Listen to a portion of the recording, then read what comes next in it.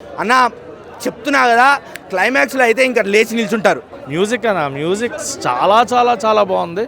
భయంకరమైన block buster ఇది. బెల్లంకొండ గారు చెప్పిన మాటని నిలబెట్టుకున్న నిజంగా దమ్మున్న నికార్సైన మొగోడన్న. బెల్లం గారు చాలా మంచి పర్ఫార్మెన్స్ అన్న, ఒక మంచి కంబ్యాక్ పర్ఫార్మెన్స్ అన్న. అన్ని చాలా బాగా అనిపించాయి. ఈ మధ్య కాలంలో ఎంత మంచి హారర్ మూవీ అయితే మనం చూడలేదు. కిష్కిందపురి 2 కోసం కూడా అంతే వెయిట్ చేస్తున్నాం అనమాట. కొన్ని సీన్స్ ఉంటాయి మైండ్ బ్లోయింగ్ అసలు. అన్న కిష్కిందపురి చూసి వస్తున్నానన్న.